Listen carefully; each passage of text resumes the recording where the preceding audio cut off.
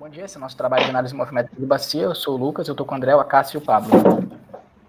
A gente traz primeiro a importância da análise morfométrica, elas vão ter cuidados hidrológico, bem como das vulnerabilidades, quanto a enchentes, inundações, erosões e manutenção da rede de drenagem. A gente traz essa definição de uma análise que foi realizada para a bacia do rio Paraguai-Jauquara, no Mato Grosso.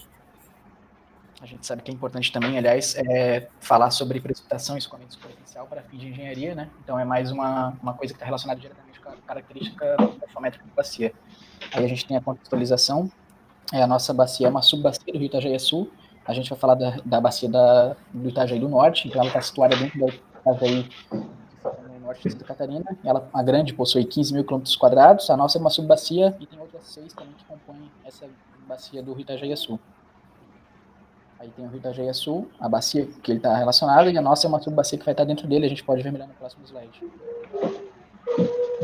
Vai ser depois, no próximo segundo. Aí a gente tem a carta topográfica, que está marcando a delimitação da bacia. A gente recebeu as coordenadas do exutório, e com isso foi possível que ele quis delimitar a bacia de acordo com aquilo que a gente viu em sala de aula.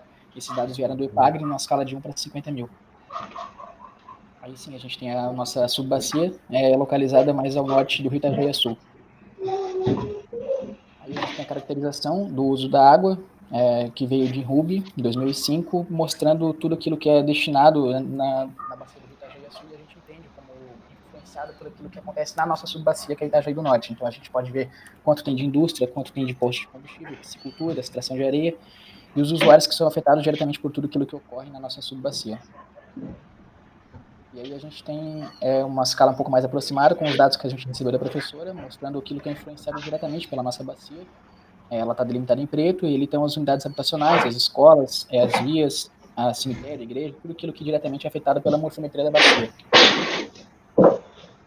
E a gente tem também a caracterização da ordem da bacia. Ali está destacado o rio principal, que é um rio de quinta ordem, ou seja, a nossa bacia vai ser uma bacia de quinta ordem, e a gente tem um número grande de rios de primeira ordem, 120.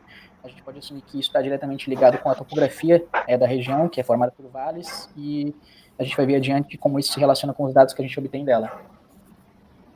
Então agora para a parte de cálculos dos fatores importantes da bacia hidrográfica. A gente se baseou nos 3 seguintes trabalhos que estão ali relatados, pode passar.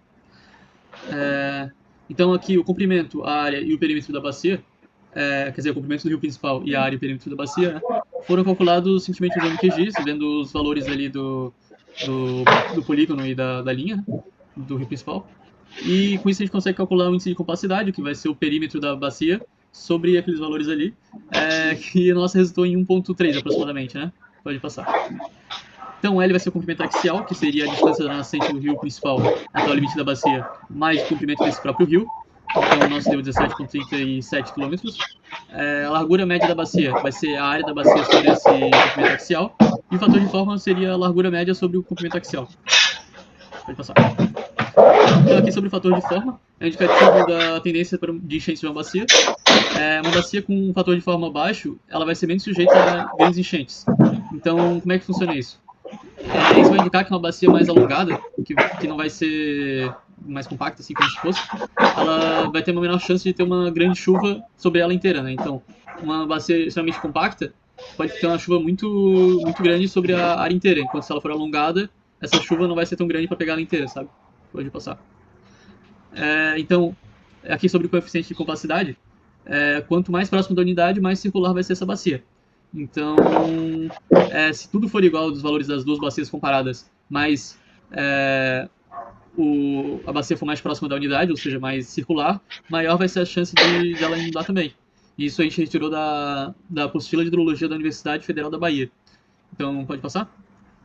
E também na definição da Caporusso, nos slides dela sobre caracterização de bacias hidrográficas, ela colocaria a nossa bacia como uma bacia com uma tendência mediana a grandes enchentes. Porque o índice de compacidade da nossa bacia deu entre 1.25 e 1.5.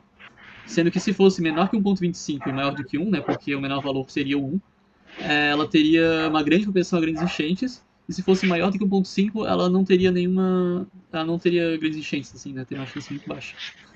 E aqui outros valores importantes, que é o comprimento total dos cursos d'água, então é a soma desses comprimentos. A densidade de drenagem, que vai ser esse comprimento total dos cursos d'água sobre a área, então vai ser como se fosse a capacidade drenante da bacia. E, por último, mais ou menos importante, a densidade de rios, que seria o número de cursos da água de primeiro grau sobre a área. Então, seria a capacidade de ter novas nascentes, de ter novos inícios de cursos d'água naquela bacia, né? Ali, pode voltar ali um pouco, Pablo.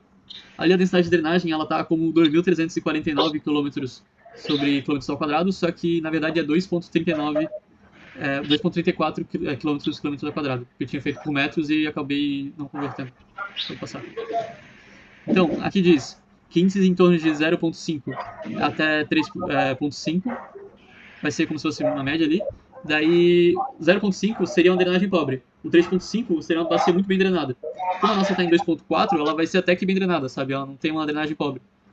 E a densidade de rios é importante porque representa matematicamente a capacidade que a bacia tem de gerar novos fluxos d'água, que foi o que eu disse anteriormente, né? Então, pode passar.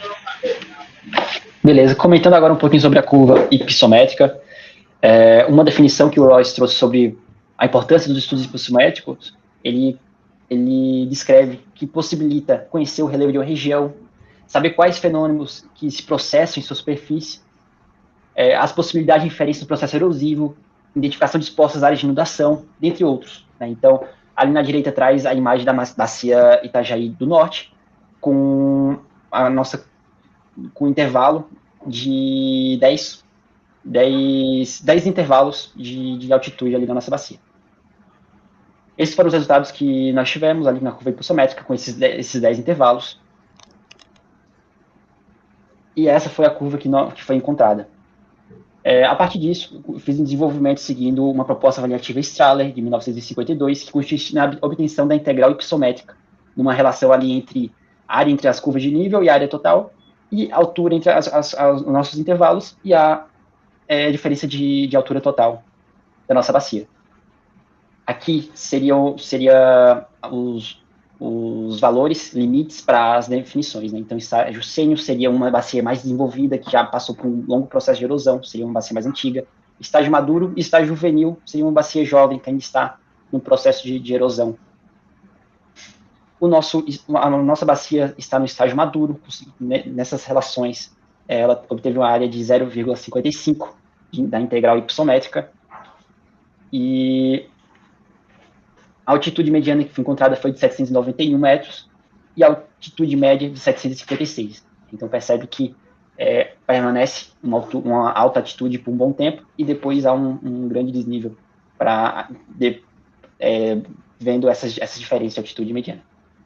Comentando um pouquinho sobre a declividade, o Charton, Itelvax e Lutrum BBS trouxeram algumas definições aí sobre importância. Ela possui um papel importante na morfologia estrutural, dinâmica e evolução da paisagem pluvial, e, de certa forma, quanto maior a declividade, maior a velocidade de fluxo, mais energia tem para desenvolver processos erosivos e transporte de sedimentos, né? Então, a gente consegue compreender onde estão acontecendo esses fenômenos erosivos. Observando a nossa bacia, então, ela possui grande processo erosivo na região ali de amarelo e vermelho, onde é forte, onde o lado é montanhoso, segundo a Embrapa, a classificação da Embrapa, é justamente onde está acontecendo grande parte do processo erosivo. E na classificação nós percebemos, então, confirmamos que a maior parte do terreno é ondulado ou montanhoso. Não, ondulado ou forte ondulado. Essa foi a declividade que nós encontramos e a curva de distribuição bem definida. A declividade média é de 0,24 e a nossa mediana é 0,25, valores bem próximos. Então tem uma boa distribuição. Comentando um pouquinho sobre o perfil longitudinal do rio principal, esse foi o que foi encontrado entre 931 metros no limite da bacia até o exibitório com 412 metros. E segundo Cunha, o rio tenta eliminar irregularidades do leito na tentativa de adquirir um perfil longitudinal côncavo e liso, que seria uma bacia mais desenvolvida, mais antiga.